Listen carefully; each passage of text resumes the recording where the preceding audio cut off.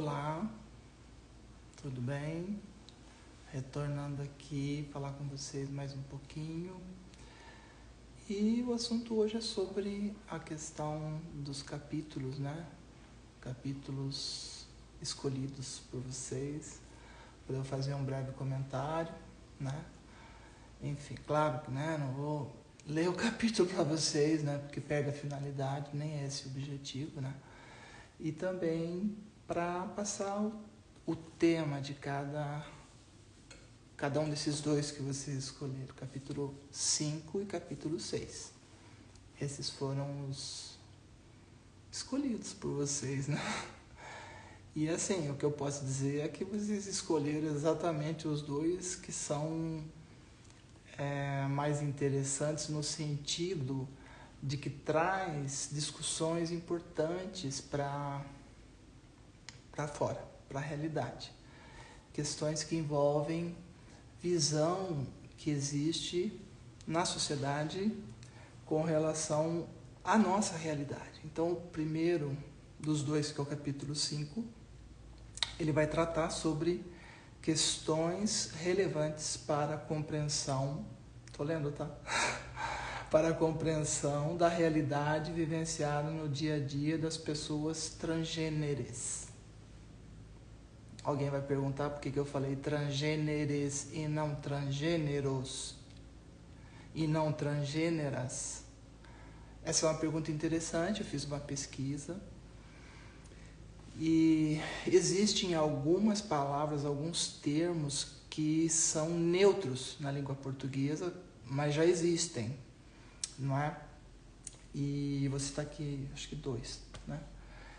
Só para completar. Então, questões relevantes para a compreensão da realidade vivenciada no dia a dia das pessoas transgêneras, sobre os diversos tipos de preconceitos e discriminações existentes, e uma pergunta para reflexão. Isso importa? É claro que importa. Mas por que transgêneres? E não transgêneros, não transvestigênero, não transgênera? Por que essa questão? Essa questão me parece importante porque todos esses termos utilizados foram sendo criados dentro de uma realidade em que, retornando no tempo e no espaço, não se tinha uma conscientização como se tem hoje com relação a esse universo da diversidade. Diversidade dentro da espécie humana, com seres humanos que têm uma identidade de gênero variada, plural, como tem que ser. Então, para que haja uma inclusão, para que haja uma inclusão de tal maneira que as pessoas possam compreender a nossa realidade, e aí que é o título do primeiro capítulo, desse capítulo, que é o 5º capítulo que vocês escolheram, mas é o primeiro que nós vamos falar hoje, que fala sobre essas questões relevantes para a compreensão da nossa realidade, dessa realidade vivenciada no dia a dia pelas pessoas transgêneres. E repetindo, transgêneres, por quê? Foi a opção dentro da língua portuguesa que já possui palavras neutras. Por exemplo, insone, a pessoa... Oi, tudo bem? A pessoa é insone. Então, é uma palavra neutra, né? A pessoa, por exemplo, um outro termo que existe, que é congênere, que significa do mesmo gênero. Então, assim, eu tinha uma série de palavras que são tão repetidas, tão enraizadas, diante de uma realidade que é a nossa, que ela não é tão a nível de visibilidade recente. Porque a nível de história, a gente vai voltar para o século I, já existem pessoas lá, que são pessoas transgêneres, né? Usando o termo que eu acredito seja o mais correto. Então, transgêneres, eu posso estar me referindo sem ter que ficar com aquele cuidado. É feminino, é masculino, transgêneres é neutro. Isso já abrange também uma série de outros, daquele chamado, entre aspas, guarda-chuva plural de diversidade que existe dentro da comunidade LGBTQIA+. Então, nesse capítulo 5, o que a gente coloca, o que eu coloco, são questões de reflexão sobre essa realidade, a nossa realidade, né? Que vai passando por vários aspectos, porque hoje em dia, querendo ou não, né, as pessoas transgêneres, eu já estou começando a repetir esse termo por ele ser um termo neutro, igual insônia, igual congênere. As pessoas transgêneres, elas são hoje alvo de obrigadas a conviver com discursos de ódio, né? Essa é a realidade. Não apenas discurso de ódio, mas inverdades sobre as nossas existências e realidades. Então, nesse capítulo 5, eu abordo diversos aspectos desse contexto, né? E ao mesmo tempo que eu abordo os problemas, eu digo sobre as soluções. Então, existem soluções? Sim, claro, existem várias, né? Inclusive no livro eu cito algumas delas, não todas, porque não caberia num livro, né? São tantas possibilidades, né? Mas aquelas que são as mais imediatas, que não demandam despesas públicas, que não demandam nenhum tipo de... exceto a mudança da mentalidade, a mudança do pensamento. Isso é um ponto importante. Bom, nesse contexto da falta de conhecimento da nossa realidade, a gente acaba tendo que falar sobre a questão da ideologia de gênero, da fake news que a ideologia de gênero quando na realidade existe uma identidade de gênero. E eu cito a origem desse movimento, que é um movimento que se inicia na Igreja Católica, que é um movimento que busca destruir e desconstruir e cancelar as conquistas realizadas nos últimos 150 anos pelas mulheres cis. Olha que interessante. Então, esse trabalho, ele fala sobre quando começou esse tipo de preconceito inicialmente com as mulheres cis. Dentro daquela estrutura patriarcal, religiosa, patrística, eu diria. E aí onde entra a posição adotada, e até a posição adotada eu cito o documento que a Igreja Católica adotou essa posição, página, tudo, tá? Inclusive a citação do próprio documento que foi realizado. Os detalhes estão no livro, né? Mas assim, uma ideia bem geral, então a gente vai buscar a origem do problema, a realidade atual e as soluções possíveis, e são muitas soluções possíveis. E sem gerar nenhum tipo de custo para o erário público, nem para ninguém. É só uma mudança de mentalidade que eu espero que, de alguma maneira, esse livro contribua com esse tipo de situação. Então, assim, né, olhando aqui de novo para pegar o foco. E aí nós temos, né, uma questão cultural. Então basicamente são duas responsabilidades, do Estado e da sociedade. Dentro do Estado são aquelas que realmente são essenciais. Aproveitando, essa semana, ontem exatamente, o IBGE soltou aí uma estatística sobre orientação sexual da população brasileira, onde em torno de 3 milhões de pessoas não são heterossexuais, o que é uma quantidade não da população, mas das pessoas que se autodeclararam na pesquisa do IBGE como sendo homossexuais, bissexuais. E, infelizmente, essa pesquisa não abrangeu absolutamente nada com relação à identidade de gênero. E essa que é a próxima batalha, né? E aí sobre isso, eu falo no livro sobre isso também. Hoje o Ministério Público Federal já ingressou com uma ação obrigando a apresentar essa informação aí que está desde ontem disponível aí nos meios de comunicação e também dando uma ideia. Aí a gente pode extrair alguns conceitos, eu vou abordar os aspectos decorrentes disso no livro também, que envolve mais ou menos, 94,8%, sinceramente, é 95%, né? Vamos arredondar? Vamos. Então, 95% da população brasileira é heterossexual, ou seja, homem cis, mulher cis. Pode ser que haja uma variação, e de fato haverá, quando uma pesquisa for mais rica de perguntas, mais rica de detalhes, abranger um universo maior de pesquisa, teremos outros números. Certeza absoluta, ninguém tem dúvida disso. Mas hoje, isso deixa evidente algumas coisas que ninguém quer falar, do tipo, quando eu chego para você que é uma pessoa mulher trans, mulher travesti, não binária, primeira coisa que elas querem fazer é saber do seu sofrimento, de você ser vítima da violência, daquelas histórias todas que fogem do foco principal, que é a responsabilidade das pessoas cis, gêneros. Essa responsabilidade é delas. E aí não é agradável nada de ouvir isso que tem que ser dito, né? E não precisa rigorosamente ser dito, porque a pesquisa do IBGE já mostra. Mas esse é um outro tópico também.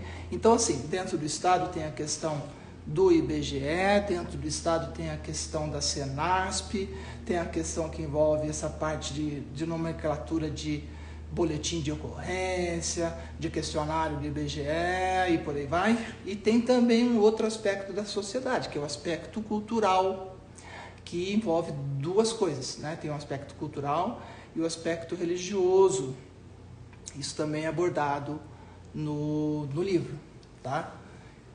Tudo isso a gente vai encontrar no capítulo 5, inclusive uma abordagem que eu refleti bastante e entendi ser importante tratar dessa questão, que é a questão que eu chamo, que pelo fruto do que a gente observa, existem um leque de opções religiosas, inclusive de não ter religião nenhuma, que a Constituição prevê e aprova e libera isso tudo para todas as pessoas indistintamente, com os mesmos direitos. Mas o que eu tenho visto, infelizmente, acontecer, vou dizer assim, de mais ou menos uns 10 anos para cá, um acerbamento, um acirramento, eu chamo de fundamentalismo religioso, entre aspas, cristão, porque tecnicamente o cristão não faria isso, né? Mas tem pessoas que se dizem cristãs e fazem. Então essa história de vociferar versículos, entrar nos links, nos sites, nas mídias, nas redes sociais de pessoas que não têm a mesma religião e aquela tentativa de impor a religião deles, isso é muito complicado. Então dentro do aspecto da sociedade tem o cultural e tem o religioso, né? O religioso é mais complicado porque, olha só que coisa contraditória. As pessoas que mais usam os versículos da Bíblia são as que menos estudam Bíblia. Se perguntar para uma pessoa dessa, ela vai dizer assim, não, eu nunca li a Bíblia inteira. E nem sabe como ler. Ela não sabe se começa do Segundo Testamento, traduzido como Novo, ou se ela começa do Primeiro Testamento, traduzido como Antigo. Ela nem sabe por onde começar porque nunca leu, mas ela é ávida, tenaz, em ficar vociferando versículos contra as pessoas que não seguem a mesma religião deles. Isso é uma coisa muito grave, porque além de ser crime, é inconstitucional, e as pessoas precisam ir tomando consciência disso, né?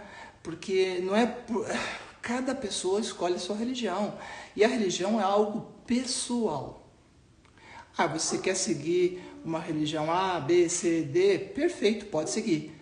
Para você, na tua vida pessoal, dentro da tua visão daquela religião, você siga aquilo plenamente, aplique na tua vida, viva em paz e seja feliz com a sua religião. Ou se você não quiser nenhuma religião, também, do mesmo jeito.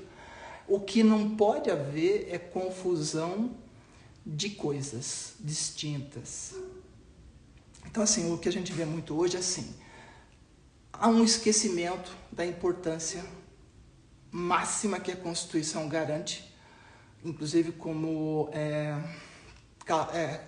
cláusulas pétreas que nenhuma nova Assembleia Geral Constituinte pode mudá-las. Olha só a situação.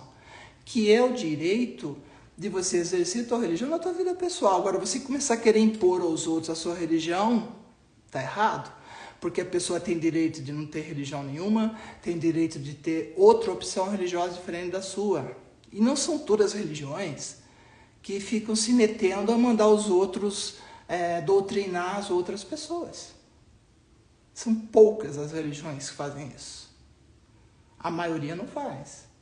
Por quê? Porque é um entendimento muito claro de que a religião é para seu foro íntimo, é para você viver a sua própria, você ter paz interior com aquilo que você acredita. Agora, a partir do momento que você começa a querer impor a tua religião para os outros, você já entrou no direito alheio. E não pode, a Constituição não permite isso. Então, o que acontece? Só um minutinho. Isso. Então, assim, em outras palavras, bem claramente, empurrar a tua religião goela abaixo para alguém não pode. Não pode não. Não pode, tá? Então, assim, isso tudo é abordado no capítulo 5, e inclusive no capítulo 5 eu trago para leitura passagens das Bíblias em hebraico, inclusive em hebraico arcaico. Olá, tudo bem? Inclusive em hebraico arcaico, para que as pessoas percebam que tradução é só isso, é uma tradução. E eu vejo muitas coisas assim que chamam a atenção. Então esse capítulo 5, ele aborda todas essas questões que são questões, como é que eu vou dizer? Na verdade, elas não são polêmicas. Elas são questões que mexem com a tua essência, com o teu conhecimento religioso, para que você reflita. Boa tarde, tudo bem? Bem-vinda. Para que você reflita com clareza, ao invés de simplesmente ficar engolindo informações religiosas sem filtrar, ou mesmo, pior ainda, sem ler a própria Bíblia, não é? Nunca leu a Bíblia inteira, então começa a pegar um versículo daqui, outro dali, porque ouviu dizer, porque alguém disse. E tem questões mais importantes do que os próprios versículos em si, dentro das Escrituras, que envolve, por exemplo, a questão do nome, o nome original do Messias. O nome que ele recebeu lá no batismo dele. O nome que o anjo que passou esse nome, porque não foi nenhum ser humano que deu o nome dele. Então a gente precisa compreender assim, com uma certa abertura de mente, mas primeiro abertura de coração, né? Porque quando se fala sobre religião, o que você está falando? Você está falando, para quem acredita naquela religião, você está falando o quê? Você está falando da vida eterna e da salvação. E para essas pessoas é o mais importante, né? Não poderia ser diferente para essas pessoas, mas a questão é ainda maior. Essas pessoas se esquecem às vezes que elas têm uma responsabilidade individual na sua própria salvação. Ou seja, se você chegasse... Imagina, olha a situação, desculpa assim colocar nesses termos, mas imagina o seguinte: você seguiu o seu líder religioso a vida inteira. Aí você faleceu. Aí você, teoricamente, está indo para o seu julgamento, não é assim que se diz? E aí você chega lá, dá de encontro com um ser, né? E esse ser fala o seguinte para você: nunca te conheci. Mas como não, nunca me conheceu? Eu invoquei o seu nome, eu fiz milagres no seu nome, eu fiz curas no seu nome, eu fui evangelizar pessoas no seu nome. Como nunca me conheceu? É porque você nunca falou comigo. Você falou com outro ser espiritual, com outro nome que não é o meu. Então, assim, a forma de identificação debaixo do firmamento tem inúmeras, né? Inúmeras: retina, DNA, mapa visual, tem um monte de opções para você reconhecer. E qual o problema de identificação errada? problemas gravíssimos, né? Desde clonar seu carro, seu cartão, por aí vai. Mas quando se trata de seres espirituais invisíveis, a conversa muda completamente de assunto. Então eu vou abordar no livro essa parte, essas questões que são fundamentais, de uma forma muito clara, citando fonte, inclusive hebraico, né, que é importante, né? Eu não comentei muito, mas eu fiquei 45 anos estudando todas as religiões que existem. 45 anos da minha vida, eu tenho 60, vou fazer 61. E eu fui buscando, então eu comecei pelas traduções. Em português tem 4 versões diferentes. Uma fala Deus, outra fala Senhor, outra fala Javé e outra fala Senhor Deus. Qual delas é a correta? Qual o nome de ser espiritual correto que você está invocando? Ah, tá bom. Ah, mas português veio do grego e do hebraico. Perfeito, vamos para o grego. Então, começa a complicar. No grego, não existe letra J de Jesus. Nunca existiu. A letra J surgiu no século XIV, 1400 anos. E o Messias nasceu mais 2000 atrás. Percebeu? Aí vamos voltar. Tá, no grego não tem J, mas tem a letra I, que é iota. Então você tem que ter essa visão. E eu acompanhei, passei do português, dei uma passada pelo latim, no meu tempo ensinava latim, eu acho que não, né?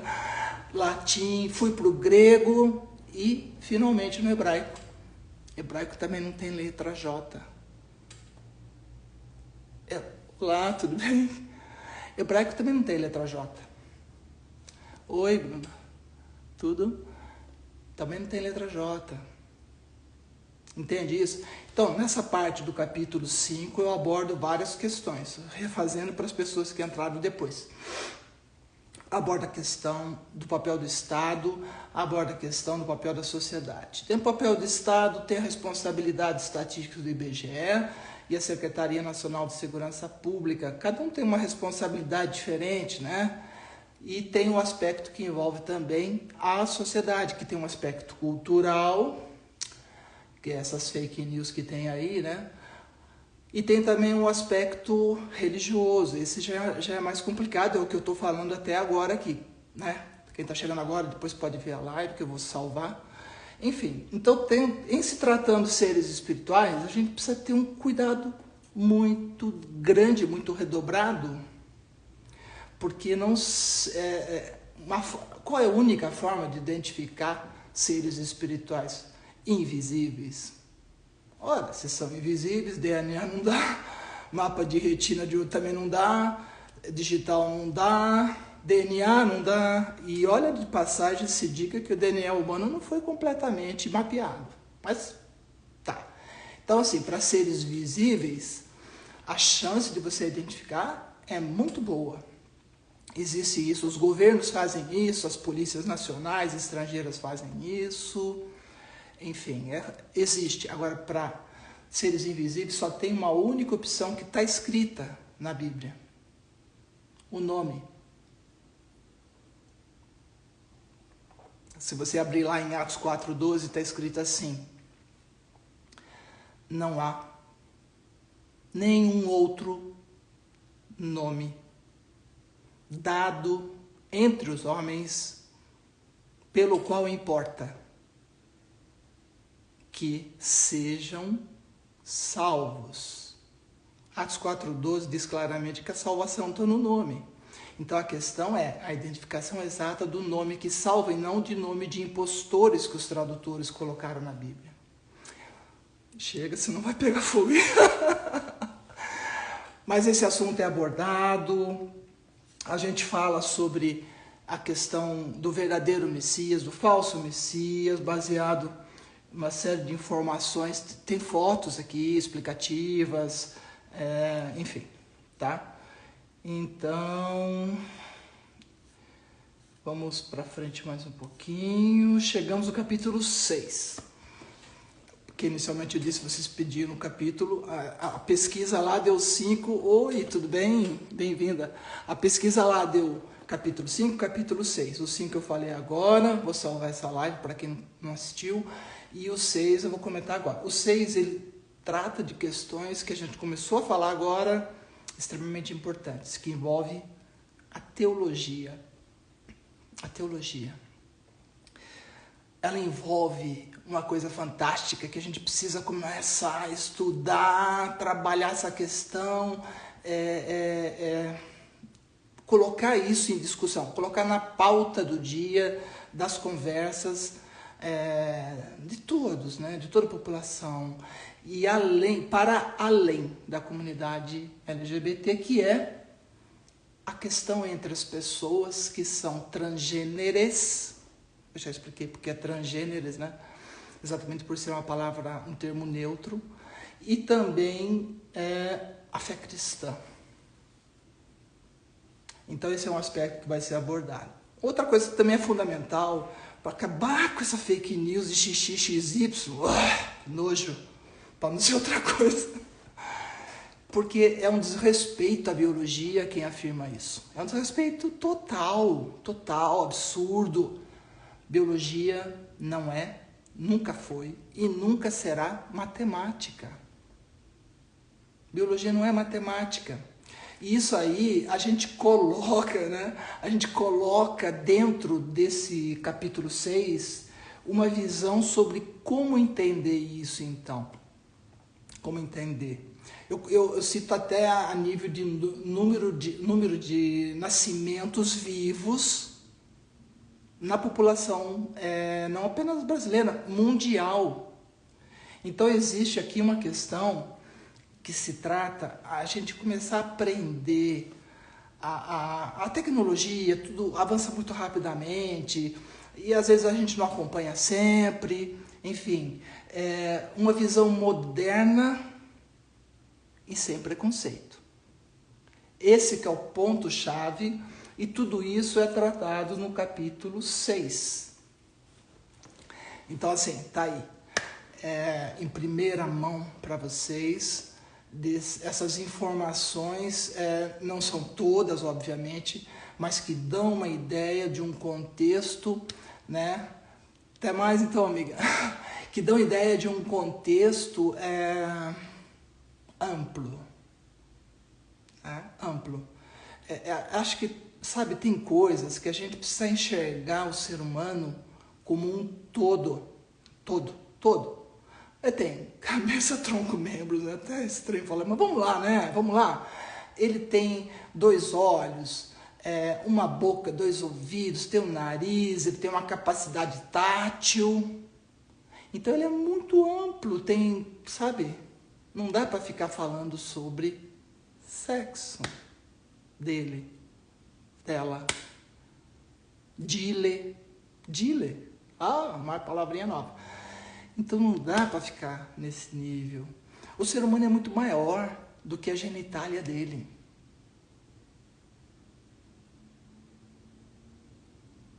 Ele tem uma estrutura emocional, ele tem uma estrutura afetiva, ele tem uma capacidade de ressignificar coisas, de reaprender, desaprender, construir coisas. Então, a gente precisa ter uma visão. E além disso ainda, ele transcende ao corpo dele. A maioria das religiões que eu estudei nos últimos 45 anos costuma dividir o ser humano em 3 partes, né?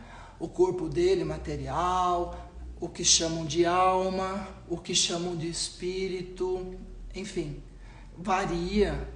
Esses conceitos variam, sim, para religiões diversas, diferentes, mas ninguém enxerga o ser humano, nenhuma religião enxerga o ser humano só como corpo, né? Então precisa mudar essa mentalidade, precisamos enxergar o ser humano como um todo, tá? E aqui, por hora, né, vou dar uma pausa aqui, agradeço a presença de todos, todas, e incluindo aqui todos que puderam participar, assistir ou que virão assistir, participar. E outra coisa que eu queria só finalizar é assim, eu falo também sobre termos usados por médicos, pela medicina em si, Então, assim, é uma obra que ao mesmo tempo é informativa, mas também é questionadora. Porque ela leva à reflexão, que é o mais importante de qualquer leitura, é a reflexão sobre isso. E uma mudança em termos de mentalidade para melhor, para respeitar, para cuidar, ter empatia, solidariedade, compaixão e principalmente respeito à dignidade da pessoa humana. A pessoa humana tem que ser respeitada na sua totalidade, como ela se entende, como ela tem as suas próprias visões, ideias que vão se modificando com o decorrer do tempo, é óbvio, né? Ninguém é estático, a vida é dinâmica, ela é ativa, ela é profícua em todas as direções. Então é isso, basicamente, né? Espero ter passado algumas ideias, né? E esse livro, eu estou num momento de escolher editora.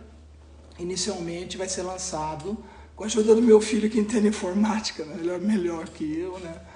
Através de um livro em formato digital pela Apple Books.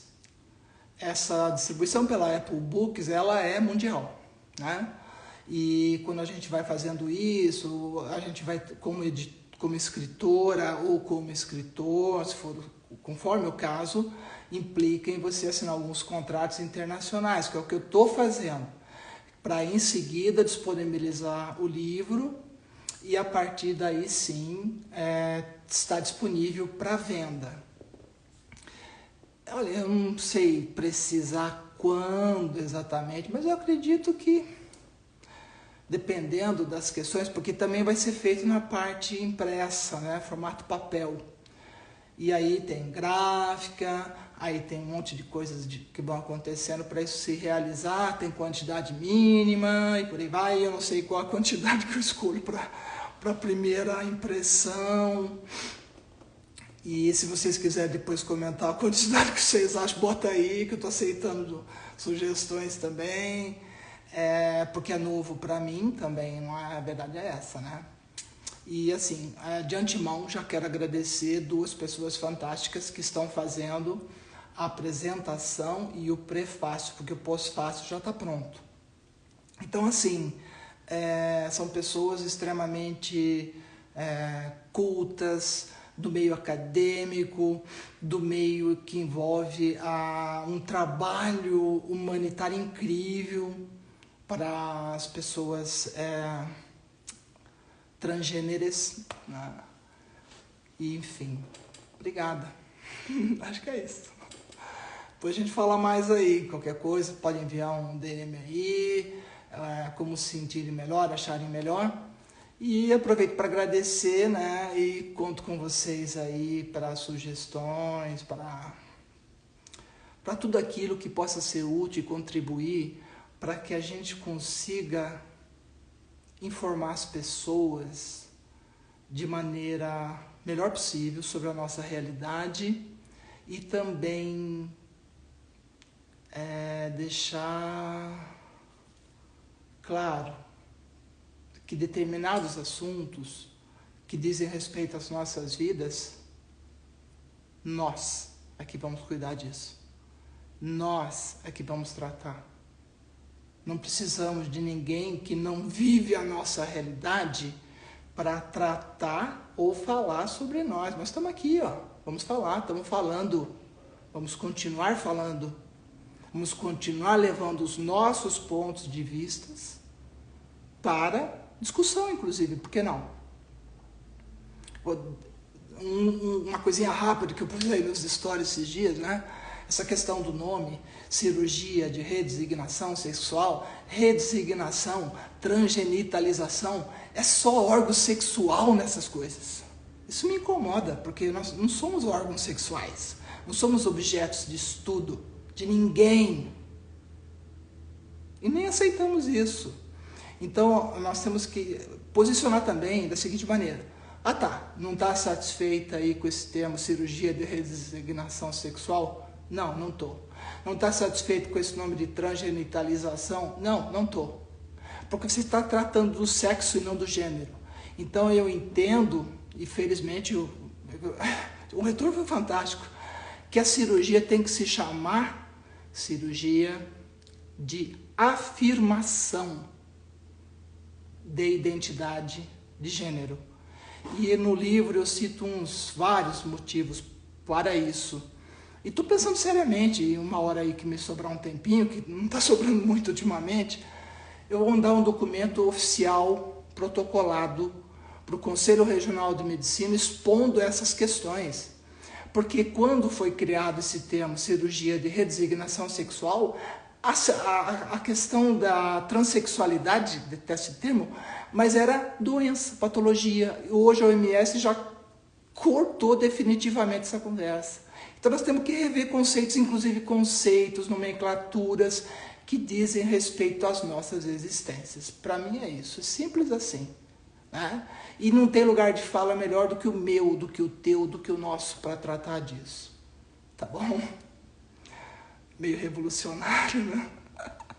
Mas não é.